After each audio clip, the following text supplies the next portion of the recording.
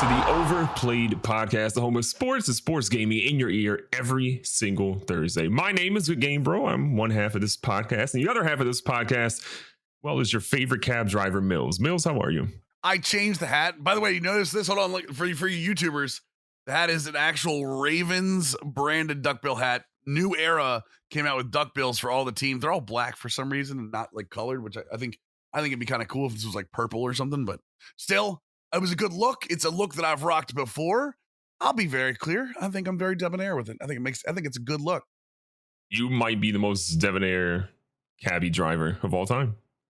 Debonair cabbie. What is it? Me and Christopher Lloyd? Is that essentially where we are? That's such an old reference. I'm so sorry. Yeah. If you get that, you're on my side. You're on my side of the age bracket. But oh my god, Mills. Other than dating yourself, what'd you do this weekend? Honestly, I chilled and it was nice. I've been grinding a little bit of NBA 2K. If you guys don't know, season one in my team and in the city is ending this week. As you listen to this, you probably have about 12 hours to get your stuff done. I am officially level 40. So I got my Carmelo Anthony in my team. There's a small part of me that wants to do the 40-40 one season. It'd be an incredible grind to do 40 on my team and 40 in the city. I've seen some people that have done it. There's something that wants to have that like stature of doing that. But for me, it's been all NBA all the time. The Madden scouting update is the other part I've been really playing a lot. Everything else is just kind of NHL's very good. Don't get me wrong. FIFA's very good. Don't get me wrong. MLB is still putting out excellent content for Diamond Dynasty. Don't get me wrong. But dude, NBA and Madden right now are so far and ahead of everything. And maybe that's real life. Real life, the NFL is very, very good right now. The NBA, as we're going to talk about tonight, is just starting. Like, maybe that's where my head's at. Yeah, I think that's probably influenced you some, I'd imagine. For me, I've been playing a good bit. FIFA Volta, I've been jumping back into that. That's been really fun. Those are like bite-sized games, and like a full soccer match is a little tough for me, right? With like my attention span for that sport, but the rest of it has been pretty fine with Volta. I've had a good time with that. I've been in Netflix heavy, man. I just finished season 2 of Money Heist. I've really been enjoying that. So if you're looking for a show maybe to watch that isn't super, I don't know, I wouldn't say it's the greatest show of all time, but it's been like entertaining for me. And there's like that, they dangle something at the end of every episode that makes me be like, yo, I got to watch another one. So like I've enjoyed it a ton, but really that, a little bit of FIFA. Been playing with the Madden scouting update too and having fun with that. That's been occupying, and Warzone, of course, has been occupying my time. I think Volta for you is my world of Chell in NHL, where it's like that 1s, 3s. It's really these fun jump in, jump out. I think we've both heard this term before, but behind the curtain, but fast to fun kind of stuff where you're playing and getting out. Like I love full NHL games. I play 10-minute periods in NHL, and FIFA I play 10-minute halves, but you're right. Sometimes you just want to get in there and have a little arcade fun. And that does kind of open up the idea of that hole we still have with arcade sports games not being around as much. So kind of like the NBA jams, the NFL, NBA streets. Oh, I do want to say I got back into Madden Ultimate Team as well this week. Most feared, I don't go hardcore in Ultimate Team, right? But most feared is one of those really cool ideas that always bring, special cards or special things. Like they always grow in size at some point, or they're super fast. That's one of the parts of, and I think they have to find a way to separate for all of these card collecting modes, the competitive side and the fun side. Because like my team, one of the biggest lines for a lot of players in my team is out of position. And that's because you start getting your LeBrons at point guard. You start getting your point guard Yao Mings or your center Magic Johnsons. A lot of people are like, okay, that's where I call it quits. Well, those are the people that like to play competitively head to head. For me, I think I actually really enjoy that part in the offline spot. Like I like the idea of having that like arcade kind of feel built into that. I think they have to find a way to really separate like that one competitive spot for these card collecting modes and really not worry about it being so much competitive as it is fun. Yeah, no, I agree. I think the one thing sports games don't do enough of that pretty much every other game in sort of a micro transactional space does really well are limited time modes. Limited time modes to me are perfect for those sort of cards, like a Most Fear. Most Fear is probably the one I haven't played Ultimate Team in a while now. I've grown frustrated because I feel like I've just fallen behind the curve, and there's so much going on in that mode that I just don't know. That's a topic for another podcast probably, but sure. You know, you look at those things like Most Fear, the different elements that come out. You could have really fun limited time modes that you could run. Call of Duty does Iron Trials. Call of Duty has, you know, The Haunting right now, which is their new sort of like, you know, you could play as a ghost if you die in the game rather than going into the gulag. Like, there's all these different modes you could essentially do. I feel like there's a lot of games. Rocket League does limited time modes. Fortnite does limited time modes, probably better than literally anybody. I would love to see sports games experiment with that, because that scratches that arcade itch, and it also scratches, you know, what these different card modes are essentially doing with different, you know, the growing for Most Feared or the faster, like whatever they essentially are. They could experiment with some features and still give people some really fun things to do. I hope we see that in the future. Well, and one of the things that I think, not to go on too far off on a tangent, is they need to make it okay to have like huge players in the field. It's got to be one of those things that it has to be accepted by the community. They have to realize they have to set that bar of it's a fun game. Yep. You don't necessarily have to win all the time. And that's where I think Madden struggles the most, because Madden's competitive is built in to Ultimate Team. But at the same time, like, you really got to find, because I think those things are cool. And I think 99% of the audience thinks that's pretty cool. It's that 1% that's competitive that you always have to worry about online, being like, oh, well, this isn't balanced correctly. Oh, this blitz works too often. Oh, this pass shouldn't do this 90. Like, I get that side. I fully get that side. But there should be an isolated place for that side to say, hey, look, this is my competitive head-to-head stick skill game. Everything else in that mode should be fantasy, because that's what it is. It's a fantasy mode. Amen. So, speaking of card collecting modes, and let's talk about the biggest one. Huge story this week. FIFA, who is, if you didn't know, the largest Ultimate Team mode going. I think it's actually the original one too, isn't it? The OG. I think they started Ultimate Team before anybody. It was either them or Madden, but I think it might have been FIFA. Yeah. Yeah. So FIFA and EA are going to be separating. And when I mean FIFA, like the organization, the football organization, soccer organization, FIFA, will be separating from EA. They came to EA, asked for a very, very large sum of money for licensing over the next 4 years. I believe it was over $1 billion. And let me repeat that. That is billion with a B. Yeah, show me Dr. Evil.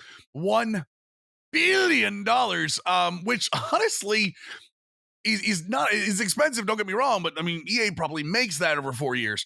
That being said, EA said, no, that's fine. And there have been a lot of cross stories here about what's going on. So a lot of people think this is EA Sports being cheap. I think there's more to this, right? Yeah, I mean, for me, when you hear like, okay, everyone knows if you play FIFA or have remotely even heard of FIFA as a video game, you know they have an Ultimate Team mode. You know they are essentially printing money, because that mode is not just a US-based mode like a lot of American sports titles. It is international. Everyone plays FIFA. When you talk about the pantheon of sports games is you're a sports gamer, you're a very skinny slice of the industry. But FIFA is a very large chunk of that skinny slice for sports gaming. The biggest thing here is I think people were saying like, oh, FIFA's done. FIFA's going to lose all these different things. No, essentially what they're losing is the rights to using FIFA in the actual name throughout the title and on the logo, losing the logo itself for FIFA, and losing World Cup access, which now that FIFA is trying to say they're doing the World Cup every 2 years after 2026, which is hilarious to me. Maybe that's more impactful at that point. But in terms of teams, they have the licensing, they have the major players. They don't have Juventus. I think Konami essentially has that for sure. eFootball, which its own problem right now. The only thing that eFootball doesn't have a problem with is their name. Everything else, there's a lot of work to be done. But this isn't really impacting FIFA, I think, the way people are sort of thinking it is. And when you think about it, like, yes, the reported amount was $1 billion over 4 years, so $250,000 per year for licensing alone. And when you break down the licensing again, name, logo, and World Cup rights, that is not worth it. EA Sports, you've seen it with their college football title. They're not using NCAA for a variety of reasons. I believe their golf title is EA Sports Golf as well. And then now we're going to bring into the fold EA Sports FC or whatever the rumored name essentially ends up becoming. The only problem I think that FIFA has is just branding, right? Getting people to understand that you're no longer FIFA, you're moving to whatever their essential new name is going to be. That's their only major hurdle, in my opinion. I don't think there's another gaming company out there that's going to pay that either. No, I'll be real with you. EA Sports has an established soccer game. There aren't that many of them around. eFootball. We saw what happened with eFootball. It used to be Pro Evo Soccer. What happens? They went free to play, and their game released as an absolute buggy mess. Who's going to pay $1 billion over 4 years? Well, so it's maybe a mobile title, maybe not that much, but they might find multiple, because they want to say they went down the route of saying we want to have multiple companies that are involved. They can maybe make that money through mobile licensing, because there will be a lot of people that are looking for a FIFA title, and companies will be able to, on the mobile side, easily get those people to download the game that way. That's the only round I can really see. I'm not like crapping on mobile gaming. Please don't get me wrong. I do a ton of mobile gaming. Old man Mills. When you're looking, mobile gaming is the future. I think we've always said that at some point we're just going to be playing all these games on our phone anyway. But FIFA, like, you have a console-based FIFA experience. We could legitimately not have one for the next couple of years. If FIFA sticks to this, we could not have one. Now, EA Sports is going to be able to still do their Ultimate Team mode. They're just not going to have to pay FIFA for it. I mean, in long term, this could be good for EA Sports. Agreed. And especially with this. Now, a lot of people have been saying, well, let's let this happen to Madden. Not exactly the same thing, because the NFL came to EA and was like, here, do you want to pay? And EA was like, sure. Like, they've got a great when I say to you that EA and NFL have a great relationship, they have a fantastic relationship. And almost all the NFL teams tweet back and forth with the official social. Like, they get player interviews all the time. They have players showing up at their events. What I will say is that this may lay the foundation for EA in the future of saying maybe we don't need licensing all the time.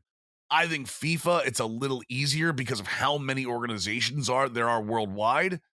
The NFL, obviously, you would want to see the Shield in places, or the NBA, like, you want to see the NBA, and that's a little harder to get around. But this may lay the foundation for, like, hey, look, like you said, college football. There's a very good chance college football is going to go into a college football without the NCAA license. And they're going to be licensing through each individual college. They're going to get the rights for each individual college that they have. And the players, obviously, they're getting individual rights for the players if they're going to go that gut route. I do think this could be a massive change on the horizon over time if this works out for, well, what used to be FIFA, now EA Sports Football Club, if the rumor is true. Yeah, and I think, talking about Madden too, I think they'd be in an impossible position to change the name on their American football title, because if you think about it, if you change Madden to EA Sports Football or something, then you have different branding issues of going overseas where people are like, it's not football, mate, it's not soccer, mate, it's football. That's my great British accent. You have issues there, but also, like, you can't really part ways from John Madden right now. John Madden is obviously very elderly right now. John Madden is also incredibly beloved. And if you went away from Madden being in your name, or sort of like the moniker there, people are going to hate you for it. If you went away from it after he passes away at some point in the future, people are going to hate you for it. They're in a lose-lose situation on the Madden naming rights, so I don't think we'll ever see that go. But I think you're right, for the other titles, like, this is going to be a very good exercise for them to see, like, do we really need the branding? How much branding did they essentially lose? I'm sure they're going to measure that in some way, but, like, how much branding do you lose? I think one thing we should talk about too, or at least mention, is that when you are a sports title and you are partnered with an official league or something of that nature, you are maybe not handicapped, but you are answering to them to a degree on certain features, right? So, like, people used to want, in Madden, when the helmets used to pop off, like, obviously the NFL was taking a strong stance finally against concussions and CTE and all those different things. Madden, I'm sure, couldn't put in helmets popping off of players because the NFL would be like, whoa, this isn't what we want to sort of showcase in our product, right? I don't know if FIFA, now EA Sports FC, or whatever they essentially go with, will have similar things, but maybe there are things that they couldn't do before that maybe now they have more liberty to do without the official governing body of, soccer, aka football. Or like MLB, you can't charge the mound in MLB because in MLB the Show because MLB does not advocate for that. For a good reason, don't get me wrong, but I mean, like that is a part of the sport in real life. So, or even things like, I mean, we've been asking for holdouts as a contract status. God, yeah. And for those who don't know, one of the reasons holdouts is not in a lot of games is because the governing body does not want to popularize holdouts as a positive experience for somebody or something they want to use. If you're not tied down, I mean, that opens up a ton of things. Think about, and I bring this up very tongue in cheek, but wasn't it like what was the game? What was it called? Blitz the League? Yeah, Blitz the League, where there was like drug problems or like holdouts or like fight, all kinds of stuff. I mean, I would never want it to that level, but like they were able to introduce some storylines because they weren't connected to the NFL. So I think that would open some doors. Do I think it's going to happen long term? No, I think FIFA is in a much different place. In terms of the worldwide leagues than most other sports titles are. I don't think Madden could ever negotiate with individual NFL teams without the NFL stepping in.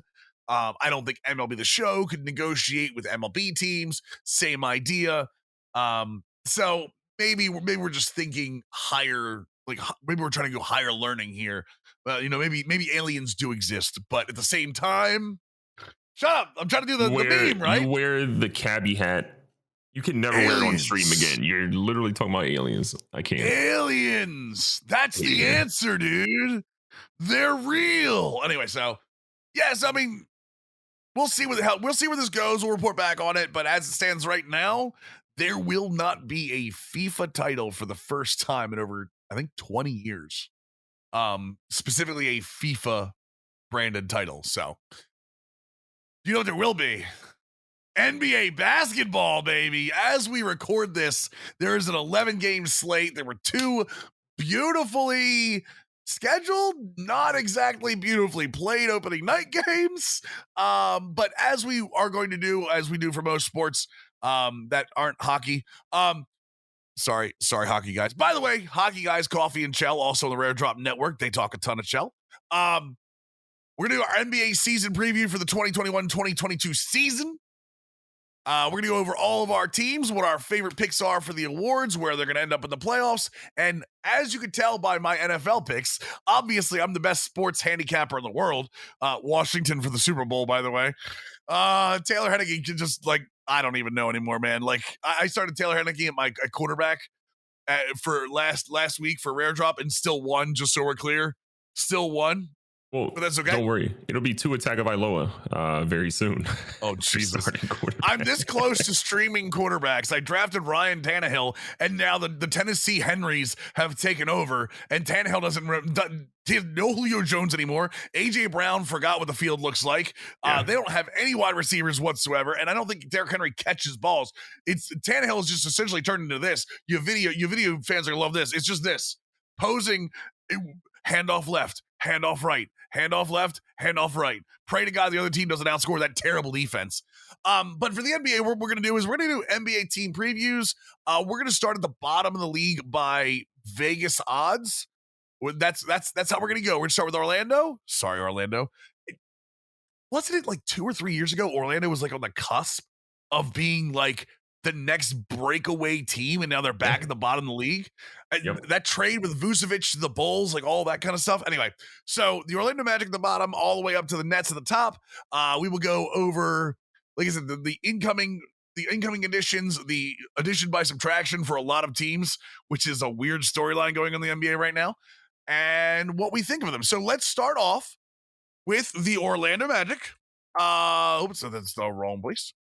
All right, so coming in via the draft is Jalen Suggs and Franz Wagner, 5th and 8th overall, 2 top 10 picks. No trades in the offseason. They did add Robin Lopez and Antoine Moore. Obviously, they lost Otto Porter, Jason Randall, just a ton of players. Dwayne Bacon, they lost, and James Ennis is still out there. With that being said, the Orlando Magic are not scheduled to do very well. They're scheduled to be at the very, very bottom of the league, okay? Talk to me about the Orlando Magic, and more specifically, let's talk about Jalen Suggs. How do you think the Orlando does this year? Are they really the worst team in the league?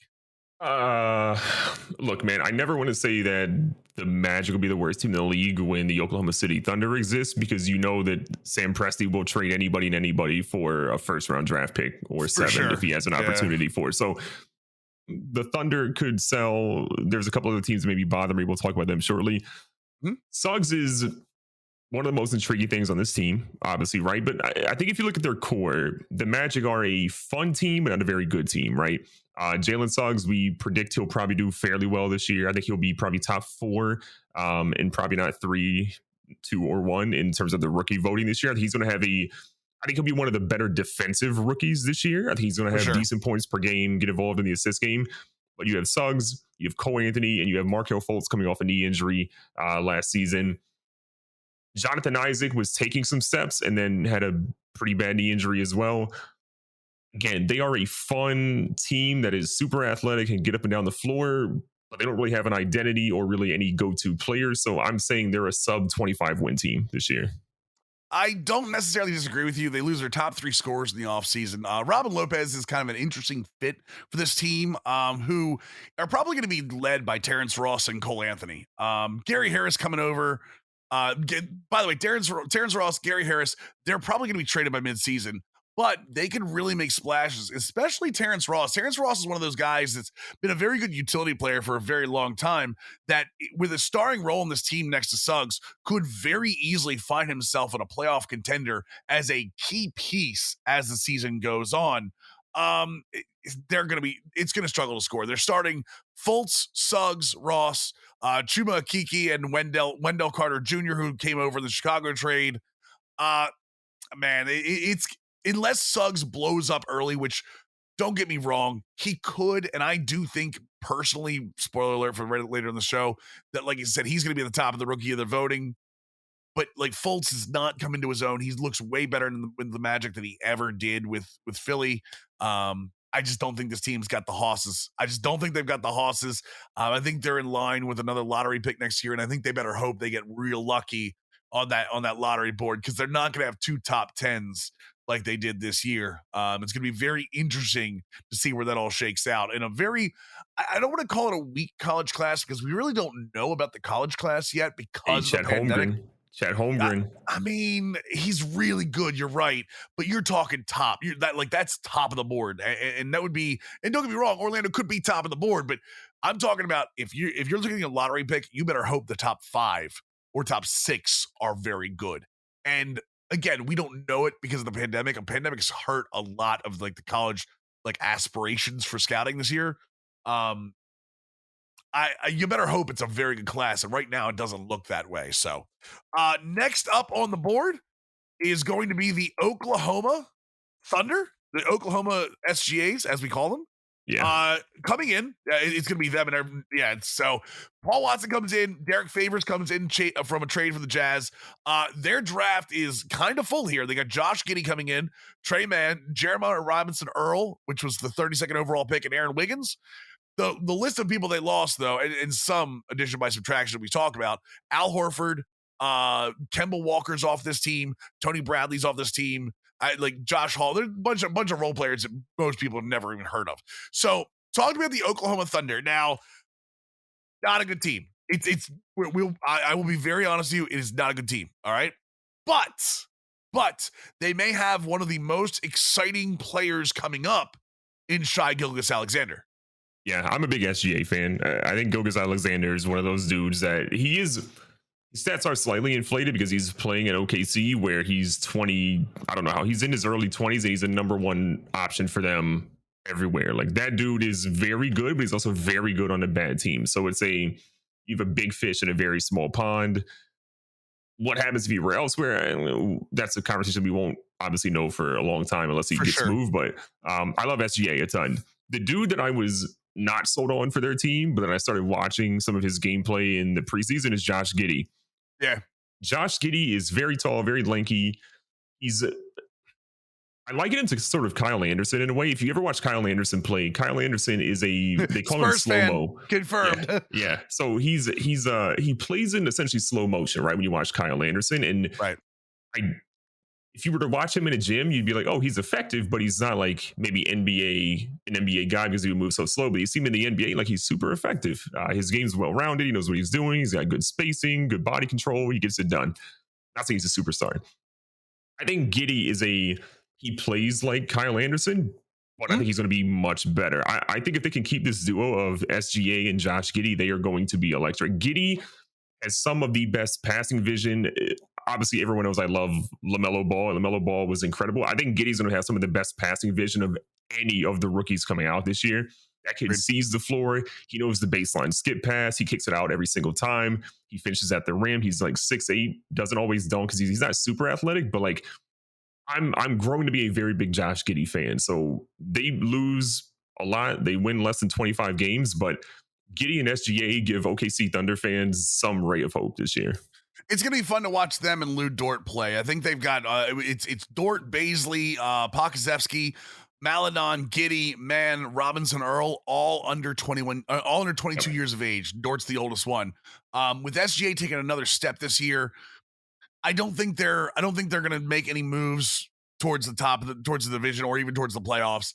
I think that is pretty much what they want to do. Sam Presti is committed to continuing this rebuild.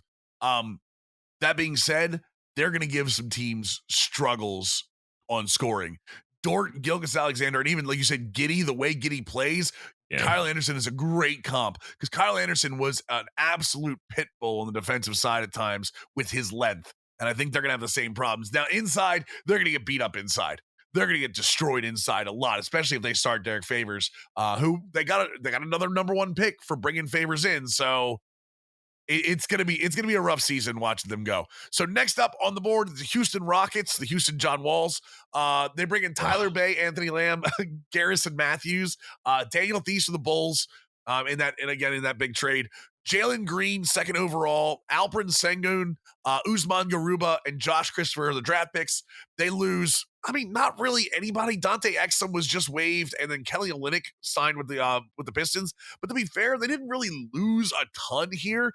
They didn't have a ton to lose. I was like, what did they have to start with? Yeah, they didn't really have a ton to lose, unfortunately. So, another year, this is pretty much how far does Jalen Green go? How does Jalen Green mesh in that backcourt?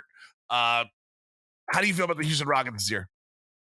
There are three players this team that I really love. Obviously, Jalen Green. I think Jalen Green is going to be. He's sooner rather than later. He's going to be an NBA All-Star. I think. Yeah. Green has it both on the court and off the court. Like he's just one of those dudes that gets all sides of it. He will be a household name. Probably not in Houston at some point after his contract is up. But I love Jalen Green. I also love Christian Wood. I think Christian Wood is one of the more underrated bigs in the NBA right now. He's very versatile. He plays really well with guards that shoot a lot. So I think he's going to be just fine there. And I have to... Sorry. Talk real quick about Christian Wood. No, go ahead, because I'm going to talk about Christian Wood for a second. Christian Wood was someone we mentioned in last season's NBA preview too, coming over from the Pistons as an opportunity to really grow his game. And I don't think that was something he did a ton during the pandemic season. I think he's one of those players that the pandemic hurt more than helped a lot. Now he did average 21 and 9.6 on his own. Plus he averaged over a block at the 4, which is great for him. I do think playing with Jalen Green and Kevin Porter, be ready because this team is going to run. Kevin Porter Jr., Jalen Green, Jayshawn Tate. Do not sleep on Jayshawn Tate another year. This team is going to look to get out on the break with those two backcourts. It's going to be one of the most exciting backcourts to watch offensively this year. And Jalen Green obviously going to try to push Suggs for that Rookie of the Year spot. Agreed. And also thank you because all my sound went out. That's why I just panicked right there. So thank you for that. But I think those guys are obviously studs. Kevin Porter Jr. is going to be really fun. I do think Christian Wood is going to probably average a good amount of rebounds between Porter Jr. and Green, shooting 40 shots per game combined between the two of those guys. But yeah, I'm excited. I think Porter Jr. is a really talented player. I think Cleveland will regret years and years and years from now releasing him for essentially nothing. Yep. So Houston will be like an NBA League Pass team where you want to watch them because they're fun, not because they're going to win a lot of games. Oh yeah, watchability wise, they're going to be insane. Watchability wise, Detroit Pistons. We talk about he's almost become quiet. Like you almost forget he was drafted number 1 overall. They get Cade Cunningham, Isaiah Livers, Luka Garza, Balsa Koprivica, They get Trey Lyles and Kelly Olynyk to kind of shore up the front end. Olynyk I want to say Olynyk's underrated because he does a lot of things on the offensive end that kind of just gets looked over. Decent rebounder, can score in the mid-range, can score outside. Not a terrible defender, but so the Detroit Pistons are a very young team, and what they're looking to start right now, if everything goes to plan, they'll be starting Cade Cunningham at the 1 with a very young team around him. How do you feel about the Pistons in season 1 of this? Or no, this is season 2 of the rebuild, actually. Sure. It's still weird for me to say, but I really like what the Pistons are doing. Looking at last year, I was kind of like, I don't know. They had a weird hodgepodge. They had Blake Griffin too. They ended up letting go, and then he went to Brooklyn to lose, which was really fun. Sure. Like Jeremy Grant played basketball that I didn't know he was capable of playing last year. We obviously saw him do well in the Olympics this year. I think that's going to bode well for him from a leadership standpoint. I think he's going to come back energized. Right. There is a team that I think will outperform what they are essentially supposed to perform. I think it's Detroit. Now, don't shoot me when I say this, but do you remember years ago when the Milwaukee Bucks were at a spot where they started to like show that they had talent, and then the next year they made that major leap? I don't think Detroit is that major leap. I think they're probably maybe closer to what the Atlanta Hawks did, where they started to build young talent and then rapidly started to increase what they were doing and became a fringe playoff and a playoff team. Right. I think we're a season away from Detroit being like a 6 to 7 seed. Like I really love the young talent they have on this team. I love Isaiah Stewart as well. I think he's a great pickup. I think they had him last year. They are going to be a fun team. And I think if Jeremy Grant continues what he did last year, next season, this is a 6 to 7 seed team, I think, at worst in the East. I think Luka Garza is interesting in this squad. Coming in from Iowa. He averaged 23 and 10 in Iowa. And this is a squad that, again, Isaiah Stewart's just kind of there. Jeremy Grant's not more that inside guy. He's more of that, guard all 5, I would think. And then Sadiq Bey kind of went missing last year. He did average 12 and 4, but like people expected a lot more out of Sadiq Bey, I think. I think Sadiq Bey takes another step this year. It's going to be interesting to see how Killian Hayes and Cade Cunningham, both who are ball strong guards, guys that require the ball in their hands, it's going to be very interesting to see how they mesh together. But I do think that they are going to, I agree with you. I don't think they're making the playoffs, but I think they get incredibly close to that play-in game. That remember, because this year we still have the play-in tournament for the 9-10. I think they're way closer to that 10 than they are the bottom of the division.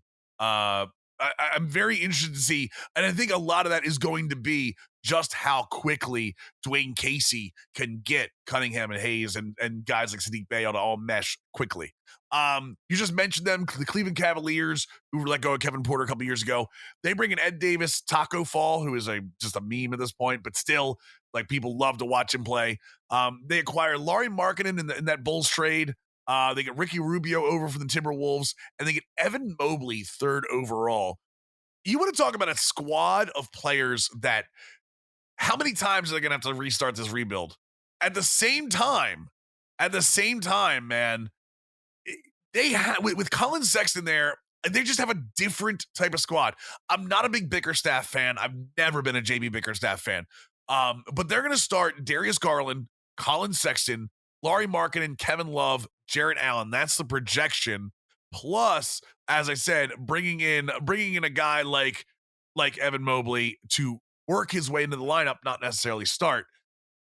I think Cleveland's actually lower than Detroit this year and probably knocking on the basement with Orlando. How do you feel about Cleveland?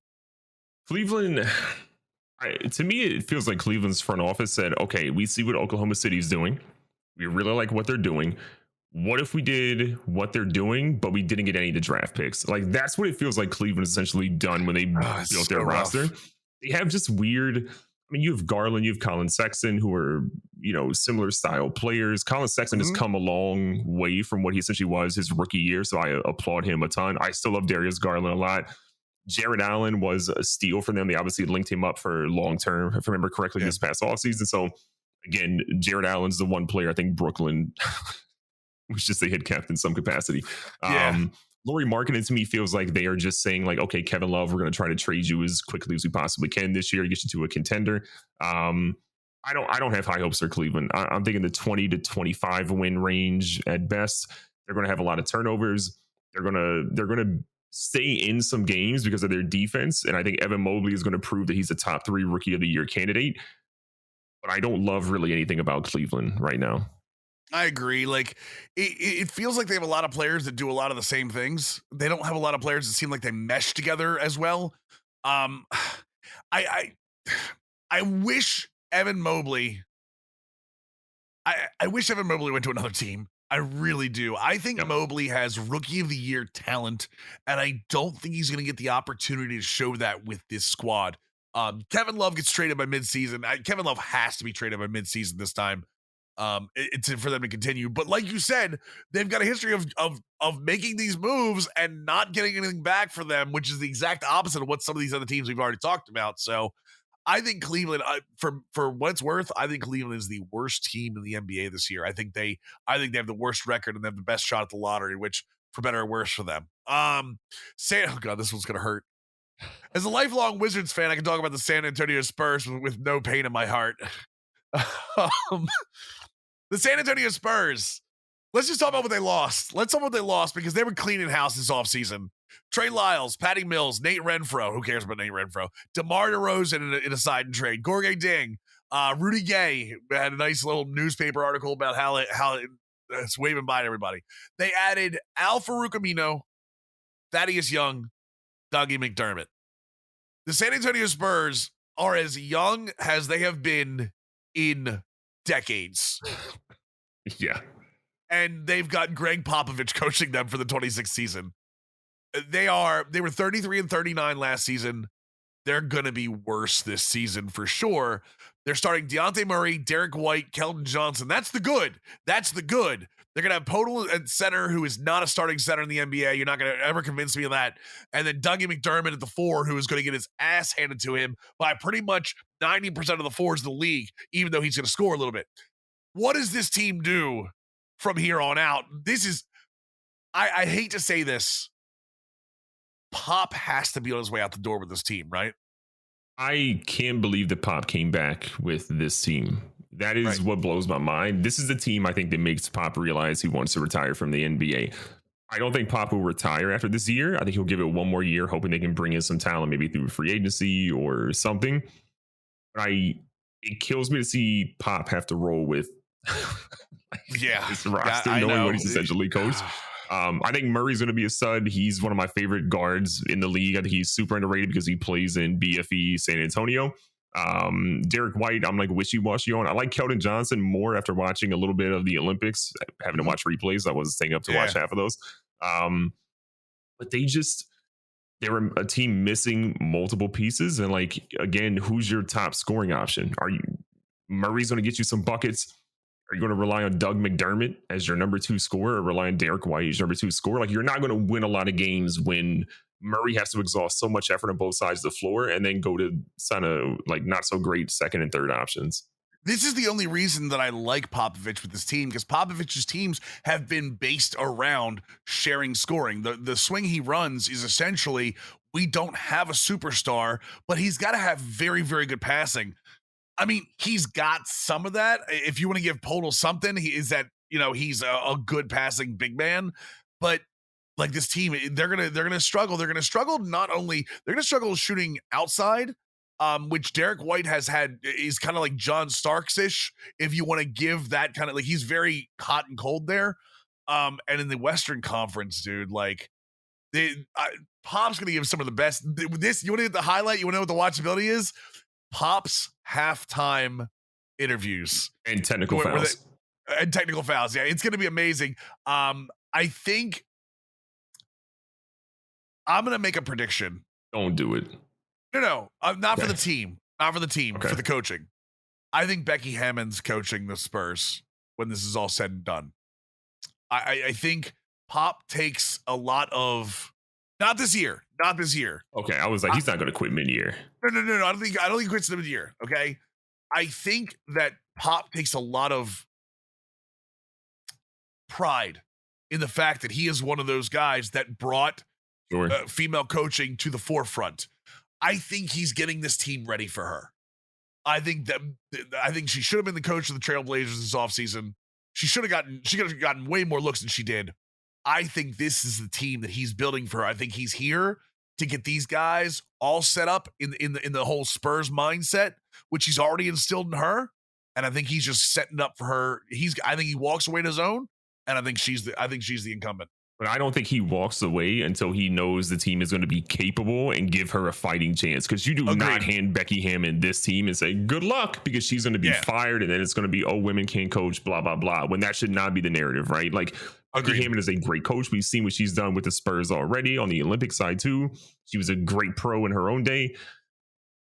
Hopefully this team is like the stepping stone for him to build them to be a capable roster so that she has something to mold, not just sand falling through her hand saying, what do I do with this? You left me with it. If you want to know where the Spurs are sitting in this rebuild, they drafted Joshua Primo in the first round with a 12 overall, when there were a lot of other more polished picks there. And coming out of school as a freshman, like they knew this wasn't the year, and they're going to work him into the lineup. So Sacramento Kings up next. They add Alex Len, Tristan Thompson, Davion Mitchell, who I love in the NBA draft, and Neemias Queta. They lose not a ton. They lose Hassan Whiteside, who's a shell of his former self, and Yogi Ferrell. That's really all they lost in this. They were 31-41 last year under Luke Walton. Luke Walton, I'm going to say Luke Walton is a little in the hot seat here, but at the same time, I think a lot of that is not his doing. I do like how he coaches this squad. They're going to have Darren Fox, Buddy Hield, for however long they have Buddy Hield, Harrison Barnes, Marvin Bagley, and Rashawn Holmes as their starters.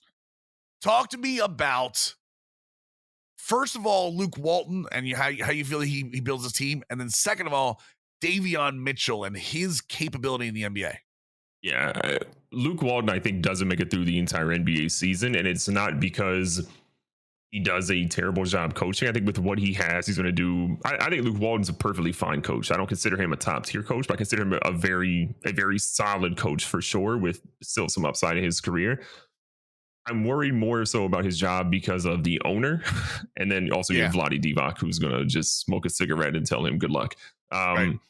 Davey Mitchell, I like a ton. He is smaller. I think he's like 6'1", maybe 6 foot. So I think that's going to be a little bit harder for him in the NBA than it is in college, because you're playing. The NBA guards have gotten significantly taller over the past couple of years. So I do think, for sure, while he is a great defender, he's going to have to find a different way to play because of the athleticism on some of the taller guys he has to go against. I love Darren Fox, again, a dude that if he played in New York, he'd be a household name, but he plays in Sacramento, so half the fan base doesn't know who he is, or know how good he is, I should say, more than anything. Right. Buddy Hield, I still can't believe he's not playing for the Lakers. I thought that trade was signed, sealed, and delivered. That didn't ultimately end up happening. Halliburton's great. I worry about Marvin Bagley, though. He's missed a stupid amount of games for a variety of injuries the past couple of seasons. Yep. I don't see anything of substance for them, which sucks because De'Aaron Fox is such a good player. He reminds me so much of a young John Wall, which is a compliment, because the young John Wall was so much fun to watch when he got the turnover issues sort of handled. Yeah, for sure. I just feel like 30-ish wins for the Kings, some highlight moments for sure. But this is a team that I think they have to get rid of some of those guys that are sort of missing a lot of games, trade into a team that maybe thinks they can get something out of them, and recoup their losses with some draft picks and build up the next couple of years. I agree with you to a point. Davion Mitchell's a college defender and will be a college defender for his entire career. He's an excellent college defender. He's going to get pushed around. Here is where I think the big thing happens with the Kings, and this is what saves Luke Walton's job. You ready for this? Buddy Hield doesn't end up playing for the Kings the full season. He ends up playing for the Philadelphia 76ers. Oh, I like that fit. I think Simmons is the guy that comes over in that trade. Be very clear. I want you to understand where this goes. They're gonna trade Ben Simmons to the Sacramento Kings to essentially purgatory for him, where he doesn't ever have to worry about any media caring anything about what he does. And they're gonna bring Buddy Hield in. And Buddy Hield is going to ignite that 76ers offense like you can't believe. I want you to think about Buddy. Rich Paul doesn't let it happen. Rich Paul does not let that happen. Dude, what's Rich Paul gonna do? He's gonna say he won't play for you, and Vlade Divac will say, "I call your bluff." Yeah, right. Rich Paul, listen to me. He went to the 76ers asking if he could get money back for not showing for his client not showing up. That you heard that story, right? Ben Simmons was suspended from the first game for being disengaged on his cell phone at team practice by Doc Rivers. By the way, good on you, Doc Rivers, for standing up, by the way. Ben Simmons and then sent Rich Paul to the Sixers and said, "Hey, can I get some of this money back?" What? This is a Daryl Morey problem, by the way. The whole Ben Simmons thing would have never happened if Daryl Morey had just traded him when he should have, instead of doing the Daryl Morey thing of being like, "I can fix you. I can make you still love us." Psych. But yeah, Ben Simmons of Sacramento would be the funniest thing in NBA history, because that would just make whatever saga they have in Philly right now 10 times worse. But I will say, Simmons does fit with the Kings. If you think about what's there, if they trade Buddy Hield away, and let's just put Simmons into that spot, Darren Fox, Harrison Barnes can definitely play the 2 in the NBA. You put Simmons at the 3 or 4 to help out with Bagley there.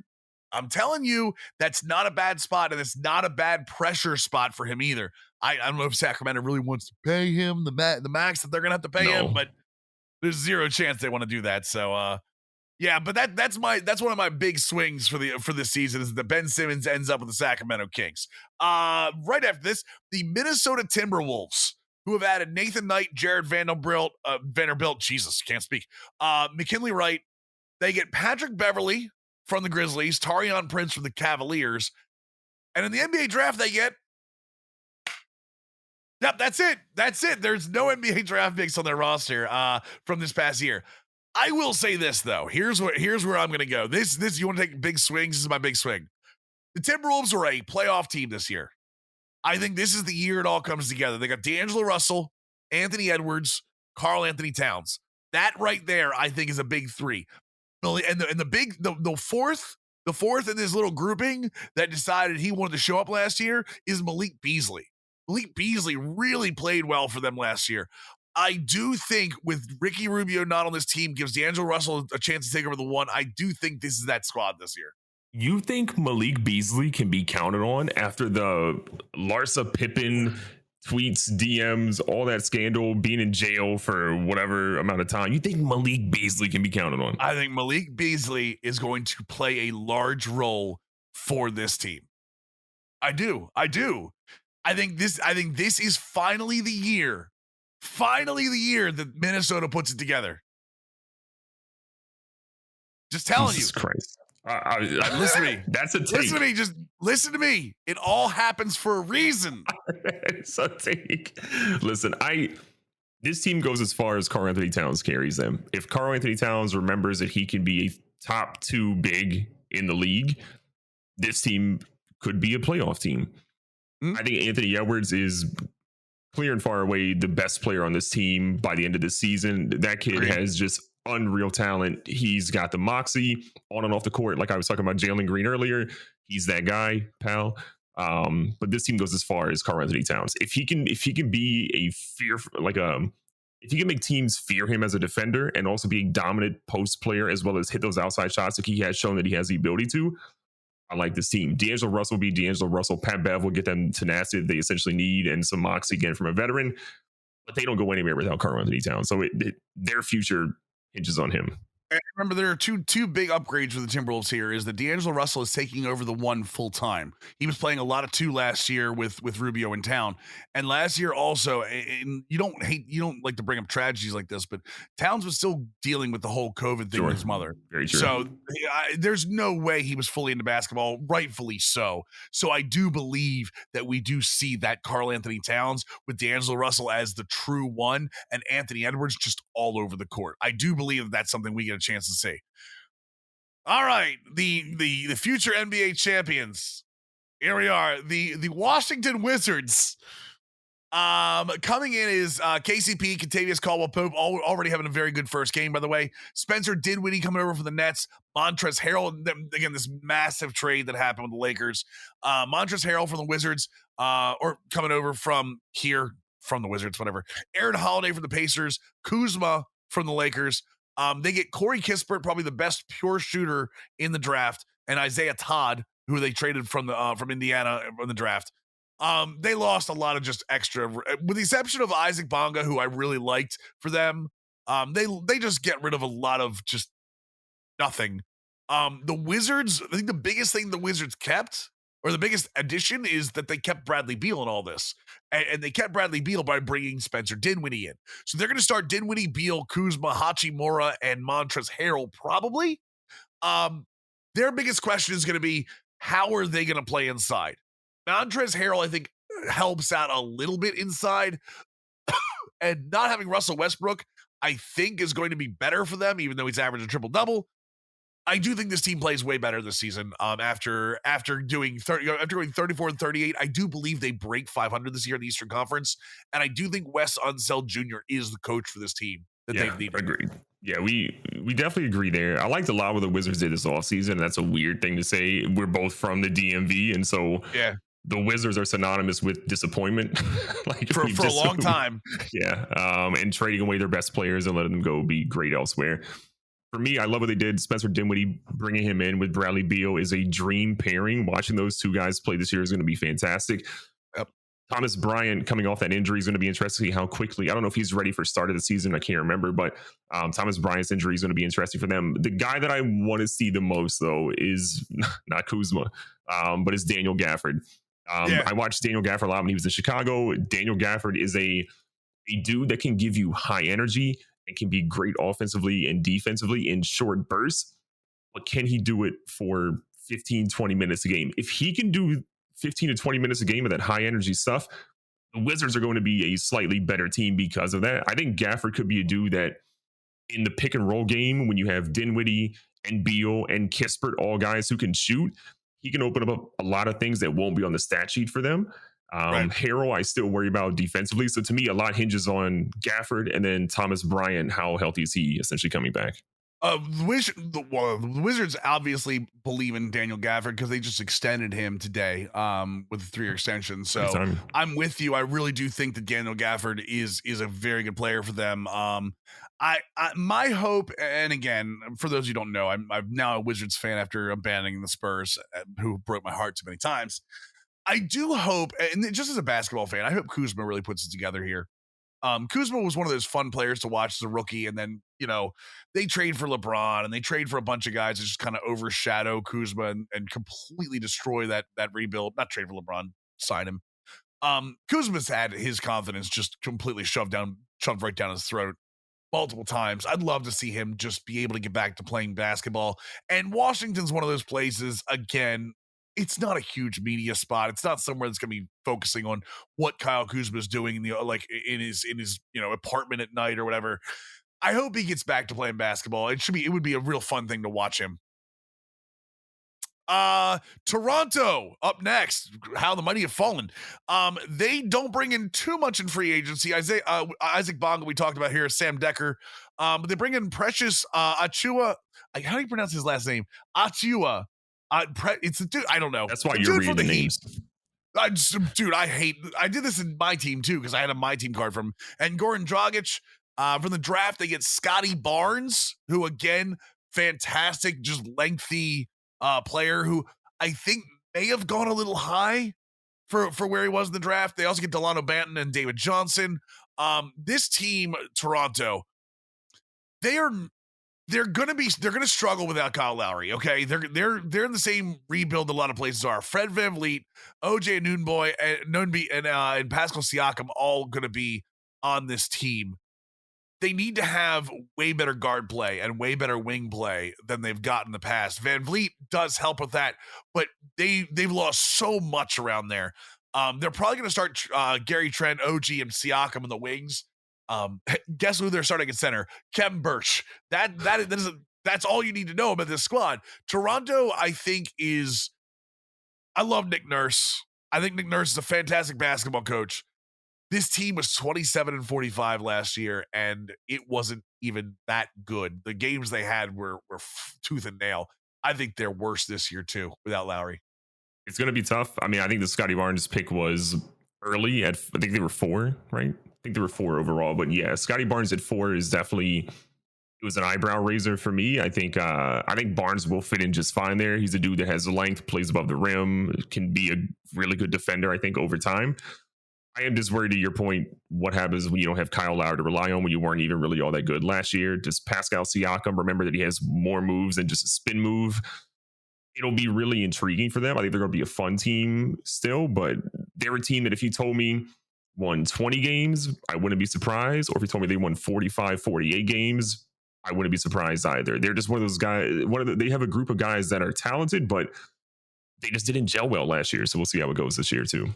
Little lightning round. We are running a little bit, so let's give you a little lightning round. Charlotte Hornets, they added Kelly Oubre and then James Bouknight, 11th overall, Kai Jones, 19th overall. They do lose Devontae Graham, Malik Monk, a lot of really good wing players for them. Talk to me about the Charlotte Hornets, who last year were 33 and 39. They did start to mesh and gave a lot of teams problems. They're going to have LaMelo Ball, Terry Rozier, Gordon Hayward, PJ Washington, Mason Plumlee, probable starters for them. Yeah, Gordon Hayward probably injured again this year. Unfortunately, hate to see that. Sure. Terry Rozier, solid. Bridges actually played really well and was fun to watch last year.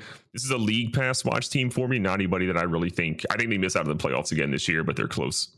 All right, New York Knicks. Adding Dwayne Bacon, Brandon Knight, Kemba Walker. Kemba Walker being the big one there. What I think is going to be a bigger ad for them is who they got via trade with Evan Fournier. Don't Google that. Quentin Grimes, 25th overall via the Clippers. They do lose a bunch of players, but talk to me about the New York Knicks, who got deep into the playoffs last year on the back of Julius Randle. How do the New York Knicks do this year? I think the Knicks cling to the playoffs like right at the end. I'm talking about a 7-8 seed. Maybe they're a play-in team that works their way back in. I don't have high hopes for them. I don't think Kemba, even though he's in his backyard, will be super different than what he was last year. Injuries and some spotty games. But it's up to Julius Randle. Again, if he can play like he did last year, the Knicks are on that 7-8 seed, maybe 9 seed playing in. If not, have fun watching from the sideline. How do you feel about RJ Barrett, and does he take another step? RJ Barrett honestly could be intriguing. The biggest thing for RJ was his shooting, and he did show some really positive signs last year. He had a couple shots last year that made me think, like, is that RJ Barrett? Am my eyes deceiving me? I still think Julius Randle was the guy that sort of makes this team go, but if RJ Barrett still keeps high minutes and still keeps that defensive pressure and improves his shot, then yeah, I have higher hopes than normal for them. And is Derrick Rose a realistic candidate for 6th man of the year if the Knicks are good? There's some other guys that I like more than Derrick Rose. Okay. We'll talk about that. We'll talk about it here in a second. That's fine. Indiana adds Torrey Craig, Brad Wanamaker. They get Chris Duarte, 13th overall. Isaiah Jackson, who I think is going to be a real sleeper for them, 22nd overall. I worry because they're another one of those places that Ben Simmons could fall at some point. Rick Carlisle coming in for his first season with them. They're going to start Brogdon, LeVert, who I think we both absolutely love and is only going to get better as he gets healthier. TJ Warren, Sabonis, and Miles Turner. Miles Turner kind of fallen off. I thought Miles Turner was be way better than he is right now. I thought he was finally turning the corner offensively. Team's going to make the playoffs. How far do they go? I mean, let's not sleep on Miles Turner. He was a defensive player of the year front runner before he got that injury that kept him out pretty much the entirety of the second half of the year. Agreed. But yeah, offensively, the jury's still out of him. Sabonis is a double-double machine. I love Malcolm Brogdon. I love Karis LeVert. If Karis LeVert is healthy, this is a playoff team. I really think this is a playoff team. I love when they use Sabonis at the 5 of this team. It's one of my favorite lineups. I love Miles Turner, don't get me wrong, but I love when they move Sabonis to the 5 and really just run the court. It's one of the most fun teams to watch in terms of that, which is crazy, talking about the Pacers being a fun team to watch. The Grizzlies, who talked about earlier about trading away Patrick Beverley. The Grizzlies add nobody in free agency. Got Steven Adams for the Pelicans, Jarrett Culver for the Timberwolves, the draft pick, obviously, and Sam Merrill, Zaire Williams, 10th overall via the Pelicans. They lose a ton. I mean, they lose Grayson Allen, Patrick Beverley, Eric Bledsoe. Talk to me about the Memphis Grizzlies and Ja Morant in his second year. Yeah, man, I love Ja Morant. I love Jaren Jackson Jr. Both of those guys are incredible. They just extended Jaren Jackson Jr., which is great news for that duo they have there. Rightfully so. Agreed. Dylan Brooks is probably one of the most underrated defenders in the league, especially on the wing. And he can obviously play a little bit in the paint too as well. The Steven Adams move just doesn't make sense to me with how this team plays. As much as John Moran goes to the paint, as much as Jaren Jackson Jr. can be outside, he goes inside more often than not when he gets to the bucket. Steven Adams is going to clog up the paint here a ton. I think the Grizzlies are good, not great. They're a fringe playoff team for me. Taylor Jenkins makes this team, I think, a 6 to 7 seed. I think they get there finally. I think this is the year, and I think on the back of Morant, I love the Brooks, Jackson, Anderson kind of like combo that they're going to be running. I agree, Steven Adams is a really weird choice, but I have a feeling Steven Adams is not going to get the minutes that everyone thinks he's going to get with that team, and we're going to see them run a lot more small, like we see most teams this year. Portland. Portland is Ben McLemore, Dennis Smith Jr., who I love, Dennis Smith Jr., Tony Snell, Larry Nance, and they get Greg Brown in the second round. They lose Melo, which means they're going to lose forever. Marquise Chris, guys like, Derrick Jones Jr., a lot of guys. Enes Kanter, who's now finding ways. Although Enes Kanter had a decent playoff run in the bubble, so not going to have too much to say about them. Is this finally Dame time? Where are they going to make the next move with Chauncey at the helm, or is this just the year that they finally get rid of CJ McCollum? Look, this is the year you have to get rid of Damian Lillard. I love Damian Lillard. Damian Lillard's one of the most, if not the most, underappreciated player in the league. Like, I really think that highly of Damian Lillard. They said they were going to go out and get talent around to, one, make Dame want to stay, and two, help support him more in his championship aspirations. And your best player you brought in was Zeller. Like, yeah. Zeller brothers who you bring in, really? Look, CJ McCollum, I love him. Health has been an issue for him. He looked a lot of a step slower last year. Norman Powell, I think, was obviously a great thing that they brought in. Nurkic is good. Covington could be good, but he's obviously getting a little bit older now. I don't think the Trailblazers make the playoffs. Chicago, the Chicago Who's, because no one on this team is carrying over. Lonzo Ball at the point, Zach LaVine, DeMar DeRozan, Patrick Williams from Florida State, who I think you are not high on, and I was high on at the draft. I think so. Yeah. Nikola Vucevic, right? Yep. They brought in obviously Lonzo. They bring in Derrick Jones Jr. We just talked about the Blazers. They get Ayu Dosunmu from the second round of the draft. Is this team, who is very, very slowly the sexy dark horse for a lot of people, is this team for real? Can they put it together? Also, by the way, they do have the one X factor. The X factor is on their team, Alex Caruso. True. Alex Caruso's on the bench of that squad, so. Yeah, the Bulls are a playoff team for me. I love what they did in the offseason. I love the reconstruction, and I have come around on Patrick Williams now, so you were right for once. But I think the Bulls are a playoff team. Billy Donovan is one of my favorite basketball coaches of all time. I just love how he plays. He's got a little bit of a problem here. He's going to have to figure out rotations very early, but that's a good problem to have for sure. I think this team is sneaky. I think this is the Hawks of last year. I think this team is going to be really sneaky, and the longer they play, the better they're going to get. I think they make a deep playoff run. I think they've got it in them. And they get one more trade for maybe another really good defensive big. I think they could be in a world of good. Talking about world of good, some team I don't think has a world of good, the Boston Celtics. They bring in Ryan Arcidiacono, Enes Kanter, Dennis Schroeder. I'm not going to pronounce the dude from the draft they got who's not going to get any minutes for them. They do have Al Horford again, though. And Juancho Hernan-Gomez. Talk to me about the Celtics. Is this the same dumpster fire we've seen for the last couple seasons? There's a lot I don't love about the organization for Boston. Ime Udoka, I think, is going to be a great head coach in the NBA, and I feel bad. This is going to be his first real season out there. Jason Tatum needs to average 28, 29, 30 points a game this year for the Celtics to be a playoff team, in my opinion. So good luck. I like Josh Richardson a lot coming in from Dallas. I think he's going to be good off the bench. I think he's going to be a very, very good spark. It sucks because having Brown and Tatum on that floor at the same time, they deserve better. They deserve better than have to stand next to Al Horford. I love Dennis Schroeder. I think Dennis Schroeder got a raw deal in LA. I think Schroeder is a fantastic point guard. I just don't like the makeup of this team at all. I think Enes Kanter capitalized on a very, very good playoff run. I just don't think this is that team. Another team that I think is going to suffer from a significant free fall, the Atlanta Hawks, who got to the Eastern Conference Finals last year. They add Johnny Hamilton, AJ Lawson, Luwawu Cabarro, and Gorgie Deng. They get Delon Wright, who watch your wives and moms. And then Jalen Johnson, 20th overall in the drafts. So they do lose Chris Dunn off this team, who wasn't a huge factor. Talk to me about the Atlanta Hawks, who had one of the more improbable playoff runs, getting up all the way, like I said, all the way to the very end. Yeah, I understand. I still love the Atlanta Hawks. I think they are one of the most fun and enjoyable teams to watch in the NBA. I think Trae Young's going to still have a stellar year. They're going to be setting screens for that man left and right, like you're playing in 2K's Park. I really, really enjoy what they're going to be essentially doing. And I think getting Jalen Johnson where they did in the first round, Jalen Johnson, had he not had the issues at Duke with Coach K, would have been a top 10 pick at worst. So getting him where they did sets the team up for success. I think they're still a playoff team. Maybe not a top 3, top 4 for sure in the East, but I think that 5, 6 area, the Hawks definitely sit in.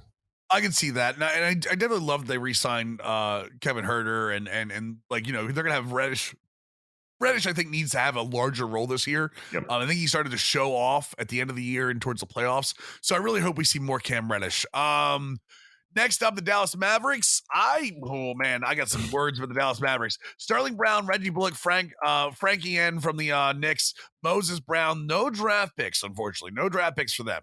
But they get probably the biggest thing, and that's a completely healthy Luka Doncic back. Talk to me about the Dallas Mavericks. Yeah, you are asking Luka Doncic, who has shown some issues of, you know, similar to what young Jason Kidd essentially show, which is a little bit of, you know, anger, selfish, hostility sort of pieces. I love Luka. Jason Kidd will either be the best thing for him, being able to relate to that, or the worst thing for him. The only thing that could possibly be worse for him is going to be Kristaps Porzingis, who better have an incredible year or will be a Twitter meme forever. Porzingis needs to step up. They've got guys like Hardaway Jr. who runs his role. They've got Maxi Kleber who's gonna get a little better this year. But if Porzingis doesn't step up he's got to be a 25 point a night scorer. All right, I'm not even talking about 20 because he averaged 20 last year. He needs to be 25 points a night. That's the talent that Kristaps Porzingis has. And with teams focus so much on Doncic, the rest of his team needs to show up. This team has no reason they should not be a top 4 playoff team. No reason with a talent like Luka Doncic. And I'm gonna take a big swing here. Jason Kidd is not the answer for them. I do not believe Jason Kidd has never been the answer as head coach for any team. The only thing Jason Kidd was the answer for was that meme that went around Twitter with his collar. It just got bigger and bigger. One of the most fun. Look up Jason Kidd collar on Twitter if you want one of the funniest threads I've literally ever seen. And good on that Twitter account for just continuing to go with it. The Miami Heat. I've seen people pick the Miami Heat to win the East. That's not a joke. I've seen with a trade with Lowry, getting PJ Tucker on this squad, a guy like Markieff Morris who can run that role of big, you know, defensive big that can, you know, a little offense. I've seen people pick them to win the East. How do you feel about the Miami Heat? Miami Heat are definitely a playoff team, bar none. Yeah, for sure. Kyle Lowry is a great pickup for them. I think they are going to struggle early, and then I think they'll figure things out. But if you keep those guys healthy, the Heat are a top 3 team in the East. I think they're number 3 behind Milwaukee and Brooklyn. How you think the age catches up with Lowry, or do you think that Spoelstra is going to manage him okay with guys like Robinson that can probably run that one if they need to? Yeah, Spoelstra's an elite head coach. I think you're also going to see Jimmy Butler run a little bit of point guard as well this year in certain situations based on the matchup. But yeah, he'll manage that well. They'll be fine. And let's not forget Bam in the middle. Like Bam Adebayo, probably the best defender in the league. Close to go. Well, you know what? I think Bam's better than Gobert at times and was last year too. So next up would be the Denver Nuggets. The Denver Nuggets, the biggest thing with the Nuggets is they're going to get Jamal Murray back. They get Jeff Green, who's always one of those guys. It's utility guy. I think he's an NBA 2K favorite too, but he's a good utility guy for a lot of teams. Denver is going to get Murray back at some point. Until then, they're going to have Monte Morris, Will Barton, Michael Porter Jr., who got his extension in the offseason, Aaron Gordon, and Nikola Jokic. How do you feel about this team? I love the Nuggets. I think if you keep those guys healthy, they are a really fun team, and they're definitely going to challenge for the number one spot in the West. Let me take one thing back real quick. Jamal Murray, I did look at this. I thought he was coming back mid-season. Jamal Murray is probably, they're saying he may miss the entire season with the ACL. Oh, okay. Because he tore it in April. I thought he tore it way earlier in the season. He tore it in April. So chances are he will miss the season, and Monte Morris is going to be the guy for them. Okay. I still think they end up making a trade or sign some guy when buyouts happen. They'll bring on some sort of veteran to help them in the point guard spot. But I also really love Bones Highland, the kid from VCU on their team that they drafted like end of the first round. High energy guy. He had a couple really fun plays so far in the preseason. I think this team's still going to be a playoff squad for sure. You ready for it? You ready for the next conversation? Okay. This is gonna be a fun one. We've been ragging on this team for a good bit. The Philadelphia 76ers. They bring in Andre Drummond, Georges Niang, and they drafted Jaden Springer 20th overall. Obviously, they don't have Ben Simmons. That's the big loss here. And for what if you believe Dwight Howard was a huge piece. So talk to me about the 76ers. Philly's just a weird team. I don't love Doc Rivers a ton. I think Doc Rivers is showing that he's like not managing this team super well. Ben Simmons literally going out and saying like, I don't care about that guy. Literally verbatim was crazy to me.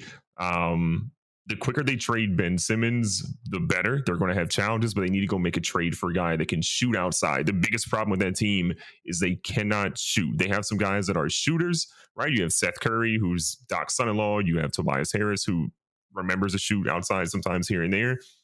They need more shooting, and the quicker they move Ben Simmons out and let Tyrese Maxey run that point guard spot, the better off this team is long term. LA Clippers add Isaiah Hartenstein and Justice Winslow. They get Eric Bledsoe. They get Keon Johnson, 21st overall. Unfortunately, they're going to be without Kawhi Leonard probably the entire season. This team, as much as I want to see them take another step, they're not going to be as good as they were last year. Nicholas Batum is not Kawhi Leonard. Paul George can only go so far on this team by himself, which is essentially what he's playing right now. Yeah, I don't love that Paul George has to play crazy amounts of minutes, and I think Reggie Jackson's going to be trying to live up to that contract. I wouldn't be surprised if the Clippers were a lottery team, like end of the lottery, not top of it, but I can see them being an end of the lottery team with this roster and an injury or so happening. Monty Williams and the Phoenix Suns were added Chandler Hutchison, JaVale McGee, who's always a playoff star, Elfrid Payton, and they get in a trade and then extend Landry Shamet after not extending DeAndre Ayton. Talk to me about the Suns. Yeah, I think there's going to be some chemistry issues boiling down here. DeAndre Ayton obviously is pissed because Robert Sarver is the worst owner in the NBA right now. And then literally a day or two after not signing that extension, to your point, they go out and sign Landry Shamet to a $44 million 4-year extension. This is going to be an interesting year for them. Bridges has to play really well. I think Cam Johnson has to step up big time this year. But I think the Suns fall a little bit, but are still a playoffs team.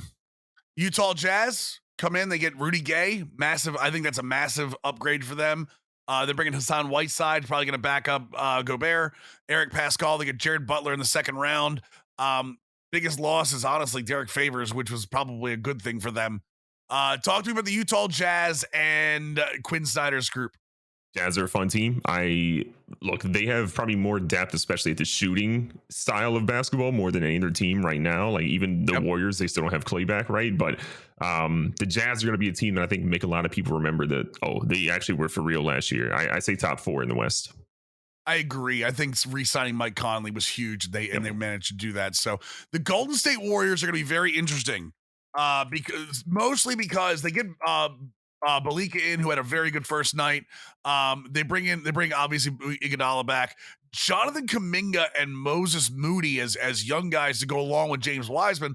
Plus, at some point, they're going to get Clay back. I mean, Clay. I think he's due back around Christmas, if I remember correctly. If they get Clay back and are healthy, they've got Iguodala, Otto Porter Jr., and Nemanja Bjelica. Dude, I really think this is a year for them. If Wiseman stays healthy, if Wiseman comes back at some point, which I think he is due back this year. Klay Thompson is expected around Christmas. Absolutely. they have a lot of really good role players in the squad if Draymond Green remembers who Draymond Green is. Something about this team doesn't work for me. I do think they're going to need a lot from Jordan Poole coming off the bench this year for him, especially with Clay being out for a significant amount of time. Probably still until Christmas, to your point, but something feels weird, right? They have a lot of older veterans. They have a lot of younger guys. They're trying to basically have step up. I would not be surprised if the Warriors didn't make the playoffs this year. Man, I really hope so. Like, I've never been a Warriors fan, but like, there's something about Klay Thompson coming back and really getting that team together. The Milwaukee Bucks. The Bucks don't lose anything major except, you ready for this? And this is why I think it's going to be a big problem for them. They lose PJ Tucker. PJ Tucker was the guy we both said when they brought in, gave them that little bump. They do bring in Grayson Allen, who looked very good against the Nets. I hate saying that, by the way. They bring in George Hill's going to help them a little bit, Rodney Hood. But I do think that losing PJ Tucker is bigger than people are going to say about the Bucks. Talk to me about the Bucks. Agreed. I think the hard part about Tucker is he's at an age now where you can't really extend him for a significant amount of money. So I don't blame them for losing him. DiVincenzo has to be their defensive stopper, right? He's their high energy defensive guy coming off that bench. Yep. DiVincenzo has to be the guy that guards 1 through 3. He's not going to guard 4 and 5, obviously. The East still goes through Milwaukee. I think they win the East by 4 games this year. Los Angeles LeBrons, Los Angeles Lakers. Add Russell Westbrook, obviously, that's the big one. But they get Carmelo Anthony, Avery Bradley, they just picked up Trevor Ariza, Kent Bazemore, Wayne Ellington, Dwight Howard, DeAndre Jordan, Malik Monk. This is like an NBA Jam go-to. Yeah. Kendrick Nunn, Rajon Rondo is actually on this squad as well, along with Russell Westbrook. But they lost pretty much all of their depth other than that. I don't think they're as old as people make them out to be. I think Westbrook still has a ton in his legs. I don't think anyone questions that. I think Wayne Ellington does a very good job of resting a lot of those guys. I think he gets slept on a little bit. I think DeAndre Jordan is a fantastic middle for this squad. Let's say Anthony Davis play where Anthony Davis should play, and that's the 4. Talk to me about the Lakers. Yeah, for me, the Lakers they're polarizing, right? They always are polarizing, even more so when you have LeBron on the team, the best player in the NBA still. Russell Westbrook, I think, has to play with a second unit or they need to trade him. You can't have Russell Westbrook on the first unit. They're still figuring out spots for him. The other guy to step up for them is Talen Horton-Tucker. The sooner Talen Horton-Tucker becomes as soon as he becomes the Jamal Crawford of that team, the better for them. They need him to be I'll give you 15, 20 off the bench any given night. They'll be a lot better because of that. I'd say the Lakers are the 5th team in the West. And I will say this, the Brooklyn Nets, who we've talked about extensively, who are the favorites for the NBA Finals. They had LaMarcus Aldridge, DeAndre Bembry, James Johnson, Patty Mills, Paul Millsap. They still have Blake Griffin. They get Cameron Thompson at 27 overall, Day'Ron Sharpe at 29 overall, and Jamin Carter, who people are absolutely sleeping on. Talk to me about the Nets and how they're going to win the championship this year. You're insane. The Nets are still your number 2 seed in the East, in my opinion. I think the Nets have everything in terms of Kevin Durant and James Harden. The Kyrie saga is going to linger throughout the year and piss off and frustrate, I think, a lot of people on that team and organization until they eventually just cut ties with them permanently. But I really think the biggest issue with the Nets is that they have no interior defense.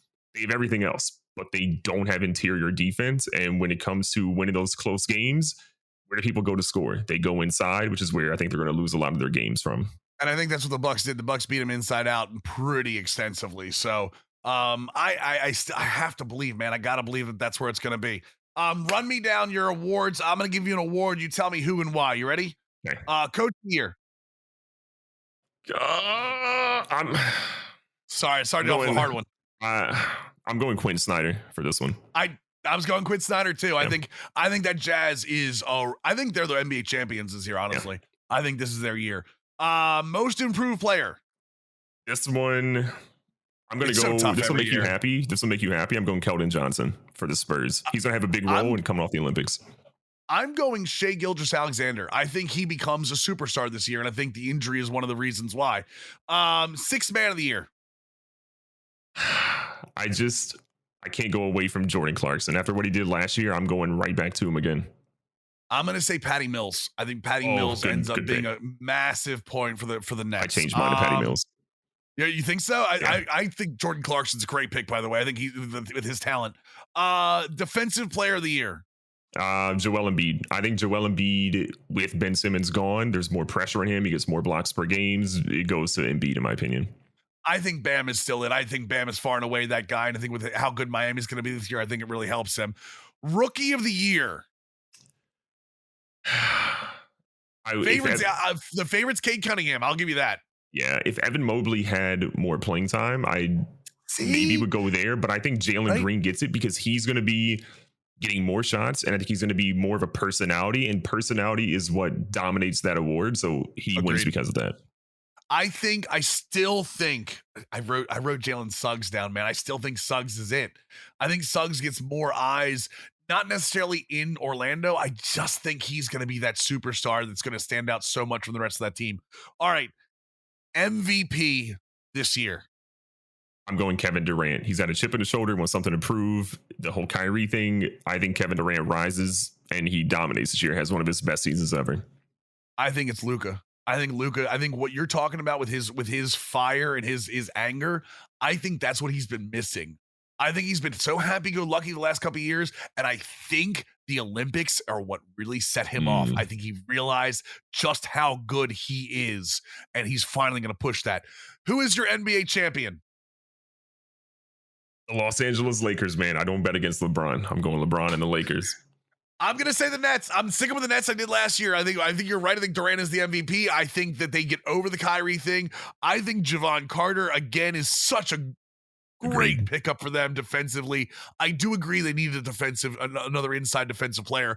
I don't think Aldridge and Griffin are going to be those guys. So wrap it up for us. Don't worry. Next week, we'll be back. We'll see how much we want to change these choices after the first week of NBA. Believe me, if it's anything like the NFL picks, I'll want to change them tomorrow. So yeah, your Washington football team will definitely rear its head in the NBA as well. But great episode. We covered the NBA. We covered EA Sports and FIFA's split and how that sort of affects you. If you got any questions on that, or if you want to tell us how our NBA predictions were great, terrible, or just very Mills bad, which is a new element on the scale, feel free to tweet us at Overplayed Pod. It's OVRPLYD pod on Twitter. And we'll be back.